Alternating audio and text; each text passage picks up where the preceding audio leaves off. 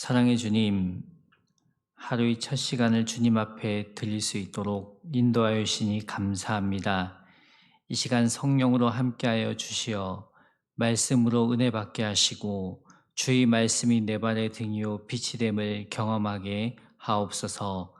거룩하신 그리스도 예수님의 이름으로 기도드립니다. 아멘. 오늘 말씀은 역대하 34장 1절에서 13절 말씀입니다.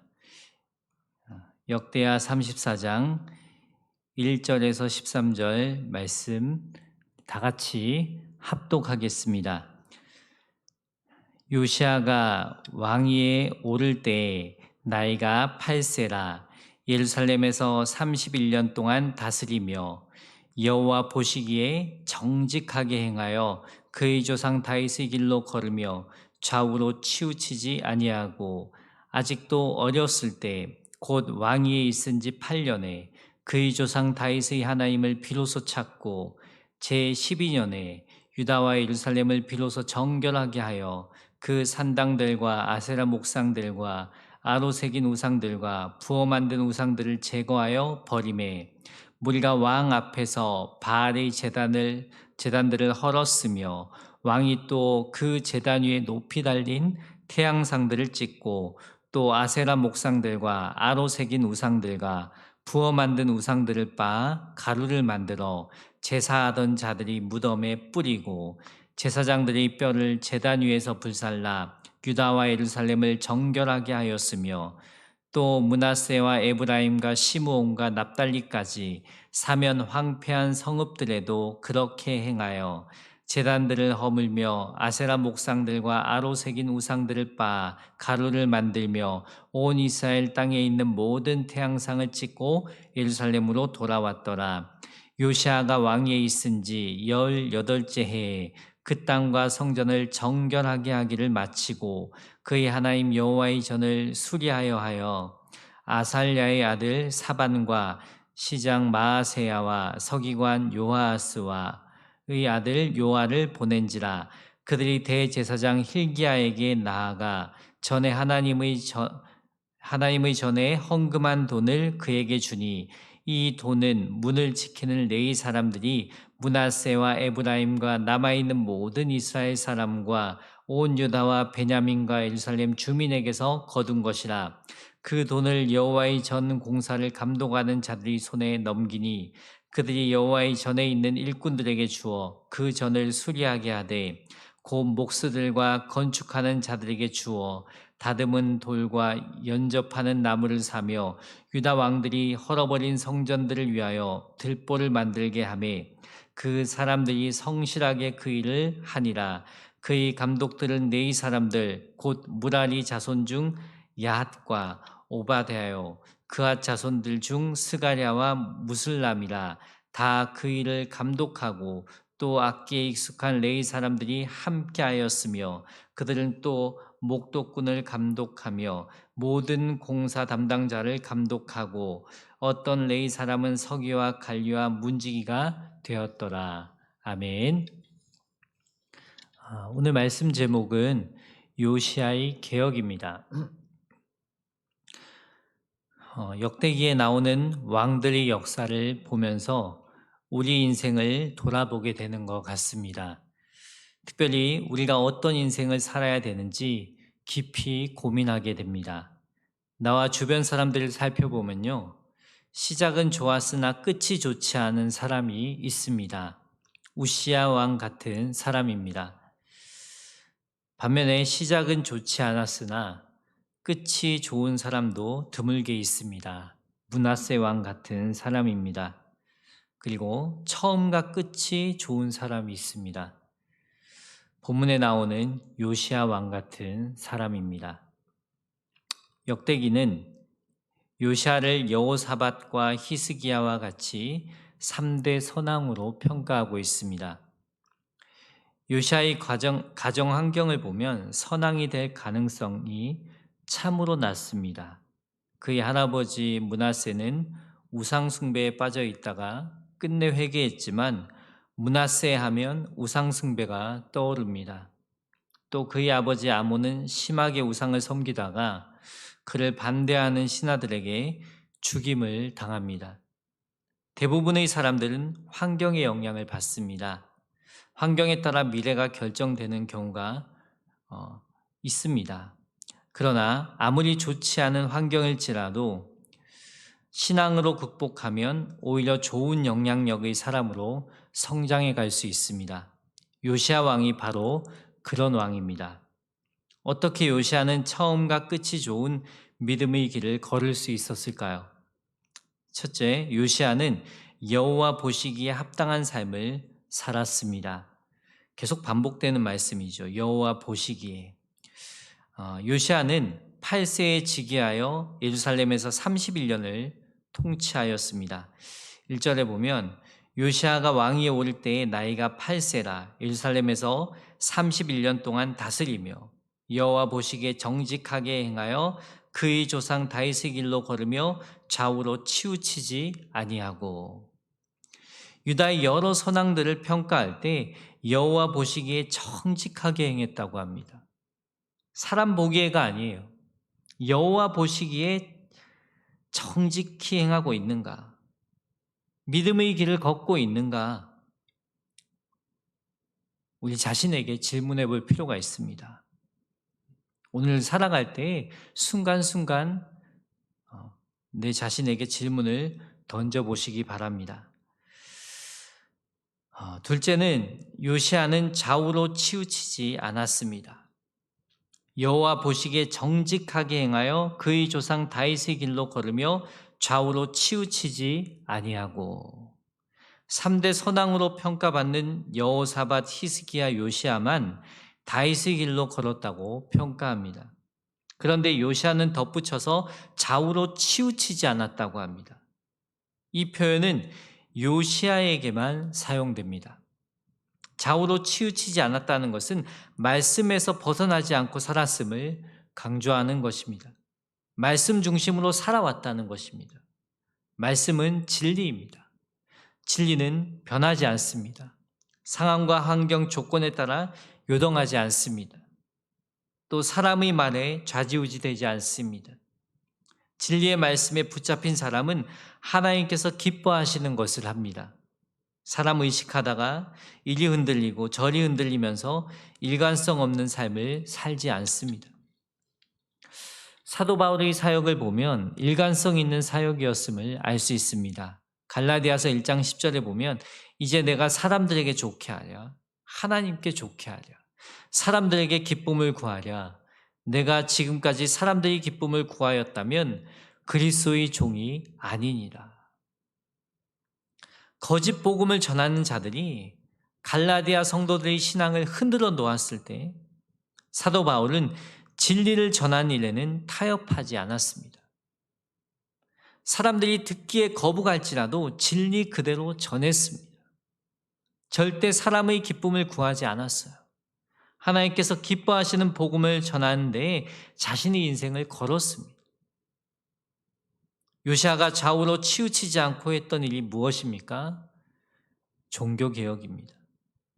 하나님만을 온전히 섬기기 위해 우상을 철저하게 제거하고 성전을 보수합니다. 지금까지 므낫세 아몬에 이르기까지 50년이 넘도록 반세기 이상 우상 숭배를 했어요. 오랜 기간 우상 숭배한 만큼 우상을 숭배하는 것이 그들의 일상이 되었을 거예요. 우상 숭배하는 풍경이 익숙해졌을 거예요. 이런 상황에서 우상을 제거한다고 했을 때 반발하는 세력이 있었을 것입니다. 하지만 그가 한 일을 보면 한치도 양보함이 없었다는 것을 알 수 있습니다. 이 일을 하나님이 기뻐하신다는 확신이 있었기 때문입니다. 그 확신은 하나님께서 주신 것입니다. 하나님과의 관계 속에서 주신 확신입니다. 3절에 아직도 어렸을 때 곧 왕위에 있은 지 8년에 그의 조상 다윗의 하나님을 비로소 찾고. 왕위에 있은 지 8년에 8세 왕이 되었으니까 한 15살 정도 되었을 때 하나님을 찾기 시작했다는 것입니다. 하나님께 기도하며 하나님의 뜻을 구했다는 것입니다. 이어서 말씀을 보면 제12년이라고 합니다. 제12년의 개혁을 시작했다는 말씀인데 왕위에 있은 지 8년부터 12년, 약 5년의 시간을 하나님께 기도하는 시간으로 보냈다는 것입니다. 그 시간을 통해 하나님과의 친밀한 관계를 맺게 됩니다. 그리고 하나님께서 기뻐하시는 것이 무엇인지 분별하게 된 것입니다. 하나님께서 기뻐하시는 일을 하려면 충분히 기도하는 시간이 필요합니다. 하나님이 이 일이 하나님 보시기에 기쁨이 됩니까? 사람의 기쁨을 구하는 것은 아닙니까? 영혼을 구원하고 제자 삼는 일에 합당합니까? 기도하고 움직일 때 확신을 갖고 그 일들을 감당할 수 있습니다. 먼저 기도하고 주님께서 기뻐하시는 일에 도전하는 저 여러분 되길 소망합니다. 요시아는 기도하고 난 후 먼저 우상을 제거합니다.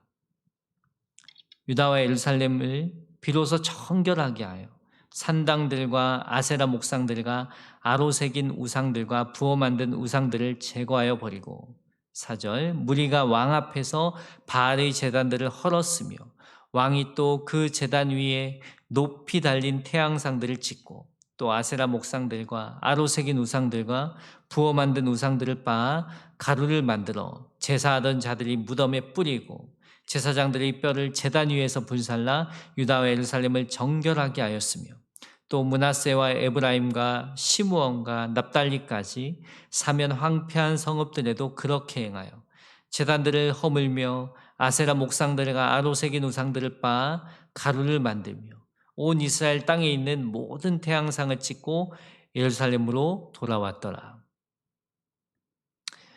요시아는 우상을 제거할 때 그것들을 찢고 가루로 만들어 무덤에 뿌리는 등 철저하게 개혁합니다. 다시는 재생 불가능할 정도로 산상조각낸 것입니다. 제가 수련 목회자로 사역할 때 같이 사역하는 전사님들끼리 빌라에서 자취를 했습니다. 빌라 1층에는 무당이 살았어요. 또 2층에 201호에는 저희가 살았고 202호에는 부목사님이 계셨습니다. 그런데 문제는 밤낮 관계없이 북꽹가리 소리가 날 때가 있었어요. 굿하는 소리죠. 그 소리가 듣기 싫지만 꾹 참고 있었습니다. 왜냐하면 예전에 있었던 일들을 들었기 때문입니다. 그 무당이 그 동네에서 유명한 분이었어요. 그냥 학습무가 아니라 강신무였어요. 작두를 탈 정도로 신내림이 강한 무당이었습니다. 그런데 그 마을에 교회가 들어오면서 점점 마을 사람들이 교회를 다니기 시작한 거예요. 이것이 큰 문제였죠. 그분에게 있어서는. 예전처럼 사람들도 구타로 찾아오지 않고 이걸 어쩌나 생계에도 문제가 생기고 하다가 이 무당이 답답한 마음으로 교회를 서성이다가 한 집사님으로부터 복음을 듣게 되고 이제부터 교회를 다니겠노라고 마음을 먹고 교회에 나오기 시작했습니다. 그렇게 몇 개월 교회를 잘 나오다가 다시 무당 일을 하고 그러다가 또 회개하고 교회에 나왔다가 다시 무당굿을 하는 거예요. 옛삶을 완전히 청산하지 못하는 거예요. 그런 삶이 여러 차례 반복된 거예요. 제가 그 교회에 부임했을 때는 그냥 쭉 무당 일을 하고 있는 그런 상황이었거든요. 그런 그분의 삶을 이렇게 알다 보니 굿하는 소리가 듣기 싫어도 참았어요. 이런 상황에서 어떻게 하는 게 지혜로울까 하다가 집에 있을 때 찬양을 크게 틀어놓거나 기도하는 시간을 가졌습니다. 옆에 이 부목사님도 창문을 열어놓고 막 찬양을 틀어놓기도 하고 하루는 그 무당이 교회에 찾아와서 이런 말씀을 하는 거예요. 아유, 부목사님도 찬양을 틀어놓고 기도하는 소리도 들리고 저 앞으로 무당일 안 하고 신앙생활 제대로 하고 싶다고 하셨어요. 그러면서 빌라 반지하에 있는 우상 덩어리를 좀 치워달라고 하시는 거예요. 그래서 사역자들이 가서 우상 덩어리, 굿할 때 쓰는 물건들을 리어커에 다 실었어요. 큰 리어커에 꽉 찰 정도로 많은 양이었어요. 그걸 다 깨트렸습니다. 깨트리는 것도 보통 일이 아니더라고요. 막 다 깨트려가지고 땅을 파서 묻었어요. 그냥. 그 이후로 그분은 완전히 무당일을 접고 하나님만을 섬기게 되었습니다. 무당 굿하고 막 그럴 때에는 얼굴 표정이 상당히 안 좋았습니다. 눈매도 매섭고 그냥 보통 그냥 사람의 모습이 아니었어요. 근데 그분이 완전히 돌이키고 신앙생활을 다시 시작하게 되었을 때에는 표정이 바뀌더라고요. 정말 선한 표정. 아, 저분이 저렇게 선한 모습을 하고 계셨구나. 원래 본 모습이 저런 모습이었구나. 놀랄 정도로 그렇게 바뀌어 있었습니다. 그러면서 그분으로 인해서 또 이 마을에 신앙생활 안 하는 분들이 또 교회에 나오기 시작했습니다. 우리가 옛삶을 청산하려 할 때도 이와 같은 조치가 필요합니다. 신앙생활은 하고 있지만 여전히 우리 집에 남아있는 우상의 잔재들이 있다면 제거해야 합니다. 뭔가 눈에 거슬리고 하나님 보시기에 기쁨이 안 될 텐데 내가 저걸 계속 가지고 있어야 되나? 뭔가 이런 불편한 것들이 있을 수 있습니다. 그런 작은 형상일지라도 우리의 신앙의 양심에 거슬린다면 제거할 필요가 있습니다. 그런 눈에 보이는 것들뿐만 아니라 나를 넘어지게 하는 죄의 유혹들을 끊어내려는 결단이 필요합니다. 마태복음 18장 8절 9절에 보면 만일 내 손이나 내 발이 너를 범죄하게 하거든 찍어내버리라. 만일 내 눈이 너를 범죄하게 하거든 빼어내버리라. 그것으로 인해서 천국에 가는데 지장이 있다라는 그런 말씀이에요. 차라리 그것을 빼어내버리고 구원받으라는 거예요. 그런 철저한 회개가 필요하다는 것입니다. 또 잠언 26장 11절에는 개가 그 토한 것을 도로 먹는 것 같이 미련한 자는 그 미련한 것을 거듭 행하는. 죄에 대해 회개했으면 완전히 돌이켜야 한다는 것입니다. 죄에 대해서만큼은 단호한 결단이 있어야 한다는 것입니다. 다시 죄 짓는 대로 나가지 말라는 말씀이에요. 죄 지으려는 마음이 생길 때마다 우리는 하나님의 도움을 구해야 합니다. 하나님, 내가 회개했는데 또 저 유혹이 찾아옵니다. 주님, 성령님 내 마음을 다스려 주십시오. 계속 말씀으로 선포하고 또 때때로 죄에 넘어지는 경우가 생기면 그것을 방치하는 것이 아니라 즉시 회개하고 일어서야 합니다. 그런 과정들을 겪으면서 점점 더 주님이 기뻐하는 새로운 삶, 거룩한 삶을 살게 되는 것입니다. 이렇게 요시아는 우상을 정말 제거하는 작업을 정말 완벽하게 했어요. 그 다음 요시아는 성전을 보수한 일을 합니다. 먼저 요시아는 성전을 보수할 수 있도록 적합한 인물을 임명합니다. 사반, 마아세야, 요아스, 요아를 임명하고 대제사장 hil기야에게 보내어 성전을 보수할 비용을 전달합니다. hil기야는 다시 이 돈을 여호와의 전을 공사하는 감독에게 맡기고 감독은 다시 일꾼에게 지불하여 전을 수리한 일을 진행합니다. 왕부터 일꾼에 이르기까지 누구 하나 허투루 일하는 이가 없었습니다. 이는 모든 사람이 자기 직무에 책임감을 가지고 성실하게 성전 보수에 임했기 때문입니다. 12절에 보면 그 사람들이 성실하게 그 일을 하니라. 성실이란 원어로 견고함, 충실함, 신실함을 의미합니다. 이는 이를 수행함에 있어서 어떤 거짓이나 속임이 없이 충실하게 명령을 이행했다는 것을 의미합니다. 하나님의 일을 할 때 성실하게 맡겨진 사명을 감당하는 것이 중요합니다. 레위인들이 성전 수리 작업에 동참하였는데 어떤 사람은 헌금을 거두는 일에, 또 어떤 사람들은 감독과 서기와 문지기로 각각의 역할을 성실히 감당하여 성전 보수 작업을 잘 마칠 수 있었습니다. 이처럼 하나님의 일을 할 때 모든 사람이 함께 동참한 일은 매우 중요합니다.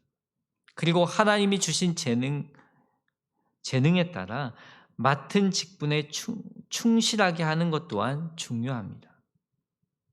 교회 공동체는 마땅히 영혼을 구원하고 제자 삼는 일에 하나가 되어야 합니다. 그 일을 위해 저와 여러분을 부르셨고 하나님 자녀 삼아 주셨습니다. 나를 목자 목녀로 부르시고 직분을 허락하시고 자녀 삼아 주신 하나님의 목적은 분명합니다. 그 목적에 합당하게 영혼 구원한 일에 하나가 되어 나아가는 교회 공동체가 되길 주님의 이름으로 축원합니다. 오늘 요시아의 개혁을 살펴보면서 우리 안에 개혁해야 할 것은 없는지 돌아보시기 바랍니다. 우리 한 사람 한 사람은 성령을 모신 성전입니다. 우리 마음을 정결하게 하고 개혁한 일이 우선입니다.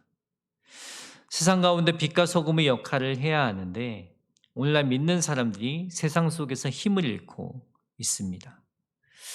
우리 자신을 돌아보면서 요시아의 개혁이 나의 개혁이 되길 원합니다. 주님, 나의 영혼을 개혁하여 주소서, 나의 영혼을 정결하게 하소서. 기도하는 귀한 시간 되길 예수님의 이름으로 축복합니다. 다 같이 기도하겠습니다. 사랑의 주님, 이 시간 하나님 말씀을 들었습니다. 그리고 개인적으로 말씀을 묵상하며 기도하길 원합니다. 말씀의 좋은 영향을 받게 하시고 오늘도 좌우로 치우치지 않고 말씀 중심으로 살아가게 하옵소서. 특별히 요시아의 개혁이 나의 개혁이 되길 원합니다. 나의 영혼이 정결케 되길 원합니다. 여전히 우상을 포기하지 못하고 붙잡고 살아가는 죄악의 달콤함에 넘어가는 우리를 불쌍히 여겨 주시옵소서. 주님의 보혈로 덮어주시어 정결한 영혼으로 오늘을 살게 하옵소서. 귀한 예물 드린 손길이 있습니다. 간절한 기도의 제목을 담아 드리오니 주님 받아주시고 하나님을 경외함으로 감사가 넘치는 삶 되게 하옵소서. 거룩하신 그리스도 예수님의 이름으로 기도드립니다. 아멘. 찬송 4